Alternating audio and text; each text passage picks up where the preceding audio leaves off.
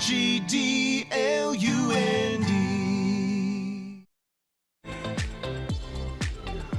your hand if you like to shop.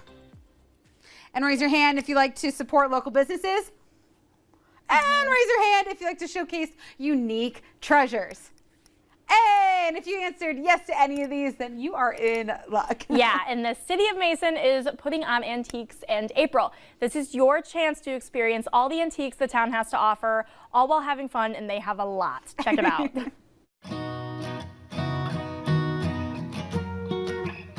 Spring shopping has started here in mid-Michigan, but in Mason, things are a little different.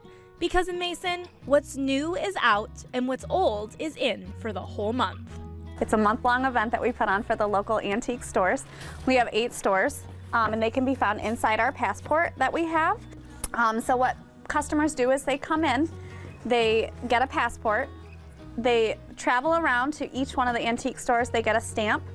Once their stamp is complete, they fill out the back with their name, address, and phone number. They turn this in, and they can enter to win one of 8 prize baskets that are donated up to $100 value from each store. And each of the 8 stores participating have a lot to offer. It's worth the stop, and it's worth the shop. This is sponsored this year by our downtown authority here in Mason, and then it's co-hosted by the Mason Area Chamber of Commerce.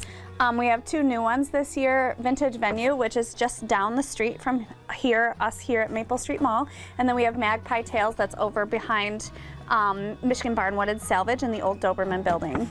The antique stores bring in a lot of customers, a lot of business to Mason, and now that we have 8, it's bringing even more. And it spreads the business out between right down here downtown, then down to our Antiques District that's on Mason Street, and then even out to Cedar Street where Timeless Treasure is. And shoppers don't have to just shop for antiques either. The stores offer everything from antiques to collectibles to refurbished items.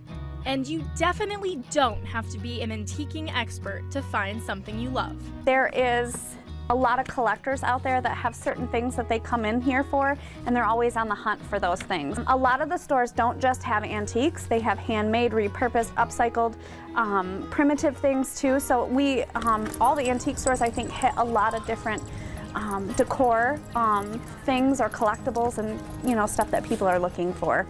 And maybe it'll make Mason a destination, put us on the map as a destination for our antiques.